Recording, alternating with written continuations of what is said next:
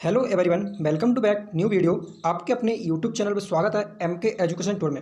आज हम इस वीडियो के अंदर देखने वाले हैं 4 तारीख को जो आपके अकाउंट का पेपर हुआ था उसके सॉल्यूशन, उसके ऑब्जेक्टिव वस्तुनिष्ठ प्रश्न पत्र। तो ये प्रश्न क्वेश्चन पेपर था हमारे पास।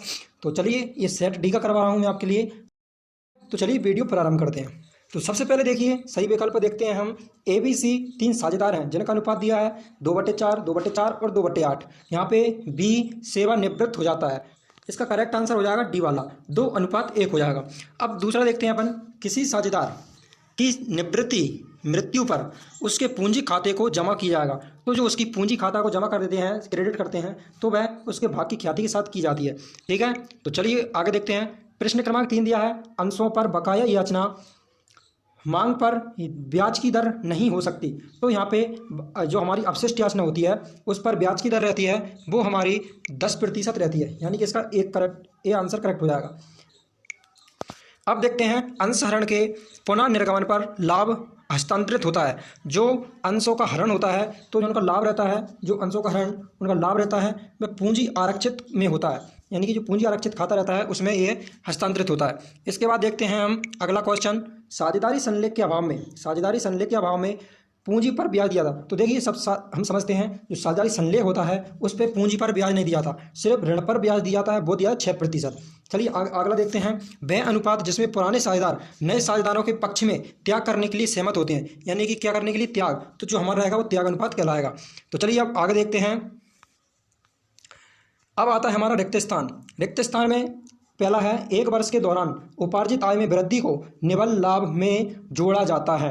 तो निवल लाभ मतलब होता है शुद्ध लाभ, जो उपार्जन आय की वृद्धि होती है उसे शुद्ध लाभ में जोड़ा जाता है। ठीक है, तो पहला आंसर होगा जोड़ा जाता है। इसके बाद जब पूंजी, दूसरा है, अब ये दिया है दूसरा वाला, स्थिर पूंजी विधि में खाता भी बनाया जाता। तो जो स्थिर पूंजी रहती है, जब हमारा 2 खाते बनते हैं, एक तो पूंजी खाता और दूसरा चालू खाता, और जब परिवर्तनशील रहती है तो सिर्फ परिवर्तनशील पूंजी खाता बनता है। अगला क्वेश्चन है, किसी साझेदार, अगला है साझेदार की लाभ हानि विभाजन अनुपात में बदलाव साझेदारी। अब देखिए साझेदारों के जो मध्य है उसकी लाभ हानि अनुपात में बदलाव होता है तो वो क्या कहलाती है, पुनर्गठन कहलाती है। तो इसका आंसर हो जाएगा पुनर्गठन।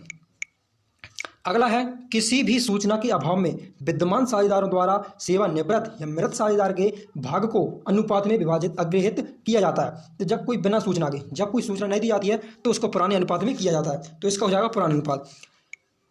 अगला है, कंपनी के अंशों का हस्तांतरण है। अब कंपनी, कौन से कंपनी का हस्तांतरण किया जाता है, सार्वजनिक, यानी कि सरकारी बोल लो या सार्वजनिक कंपनी रहती है उनका हस्तांतरण किया जा सकता है। अगला है, रोकड़ में रोकड़ और रोकड़ तुल्य का शामिल है। रोकड़ में रोकड़ तथा रोकड़ तुल्य शामिल होती है, ये आर्थिक चिट्ठा के अनुसार आया है। चलिए अगले क्वेश्चन देखते हैं, किसके कितने नंबर आए कमेंट में अवश्य लिखें। चलिए हम देखते हैं अब सही जोड़ियाँ। सही जोड़ी यहाँ पे मिला लीजिएगा, मैंने यहाँ पे फिलहाल तो लिख दी हैं, हालांकि मैं और आपको समझाने की कोशिश करूँगा। तो सबसे पहले है अधिकृत पूंजी। जो अधिकृत पूंजी रहती है वो कंपनी की कुल पूंजी होती है और वह पार्षद सीमा नियम, इसका आंसर हो जाएगा पहला, पार्षद सीमा नियम द्वारा वर्णित होती है। दूसरा है ऋणपत्र। ऋणपत्र क्या है, ऋणपत्र होते, तो यहाँ पे दूसरा दिया है ऋणपत्र। अब ऋणपत्र क्या होते हैं, दीर्घकालीन ऋण है, तो इसका हो जाएगा छठवां। अब देखते हैं हम स्थिर ब्याज दर। जो ब्याज दर रहती है वो ऋणपत्र का प्रतिफल यानी कि निश्चित रहती है, तो ऋणपत्र का प्रतिफल ब्याज कहलाती है। अब देखते हैं द्रव्यता अनुपात। द्रव्यता अनुपात हो जाएगा हमारा अल्पकालीन शोधन क्षमता, ये हो जाएगा हमारा ऋण जो 7वां। इसके बाद परिचालन से रोकड़, पाँचवा हो जाएगा हमारा माल का विक्रय। जब परिचालन से रोकड़ आएगी तो माल का विक्रय हो जाता है। इसके बाद औसत लाभ रहता है हमारा विनियोजित पूंजी, जो 6वां हो जाएगा। 7वां है आहरण पर ब्याज हम गुणनफल विधि द्वारा इसको हल करते हैं। चलिए अब अगला देखते हैं। अब अगला है एक वाक्य में उत्तर। एक वाक्य में उत्तर यहाँ पे मैंने फिलहाल लिख दिए हैं और इसको हम समझने की कोशिश करते हैं। कौन से अनुपात प्रमुख रूप से प्रत्यायी गणना करते हैं। तो कौन वैसे पूछा गया है कि जो अनुपात रहते हैं कौन से अनुपात गणना करते हैं, तो ये हो जाएगा इसका आंसर, कौन से अनुपात प्रमुख रूप से प्रत्यायी की गणना करते हैं। तो जो हमारे लाभदायक अनुपात रहते हैं वो इसकी गणना करते हैं। स्थिर परिसंपत्तियों के प्राप्त करने के लिए नगद भुगतान किस प्रकार का है, तो जो है नगद भुगतान हमारा निवेश गतिविधि बोल सकते हैं या फिर निवेश क्रियाकलाप बोल सकते हैं। अब आता है हमारा तीसरा सामान्य लाभ। अब जो सामान्य लाभ पर वास्तविक लाभ आधिक्य कहलाता है हमारा अधिलाभ। तो इसका आंसर हो जाएगा अधिलाभ। अंश पूंजी का व्ययभाग जो कंपनी के समापन पर मांगी जाता है, जो कंपनी समापन पर मांगे वो हमारी संचित पूंजी कहलाती है। तो इसका आंसर हो जाएगा संचित पूंजी। अब पांचवा है कार के अंशों को लाभांश भुगतान में प्राथमिकता दी जाती है। तो ये पूछा गया है कि कौन कौन से अंश रहते हैं। सबसे पहले रहता है पूर्वाधिकार अंश, जिसको प्राथमिकता रहती है। तो इसका आंसर प्राथमिकता हो जाएगा, यानी पूर्वाधिकार अंश हो जाएगा। अब आता है पूंजी संचय किस प्रकार की लाभ से बनाता है। लाभ से पूंजी संचय रहता है, वो पूंजी लाभ से ही बन जाता है। तो इसका आंसर हो जाएगा पूंजी लाभ। अब आता है तीसरा, सबसे लास्ट वाला, सातवां, कंपनी को तुलन पत्र कंपनी अधिनियम 2013 के किस सूची के अनुसार बनाना चाहिए। तो अनुसूची 3 के अनुसार। इसका आंसर हो जाएगा अनुसूची 3 के अनुसार बनाना चाहिए। तो यहाँ पे हमारा एक वाक्य वाले कंप्लीट हुए। लास्ट में दिया है ट्रू फॉल्स, सत्य असत्य देख सकते हैं हम। सत्य पहला है फर्म के गठन पर साझेदारी का गठन निश्चित होता है। तो हालांकि ये सत्य है, क्योंकि देखो जब फर्म का गठन होगा तो साझेदारी तो वैसे ही गठन हो जाएगा। अब देखते हैं दूसरा, प्रदत्त पूंजी याचित पूंजी अधिक हो सकती है। तो ये असत्य है, जो हमारी प्रदत्त पूंजी रहती है वो याचित पूंजी से अधिक नहीं हो सकती।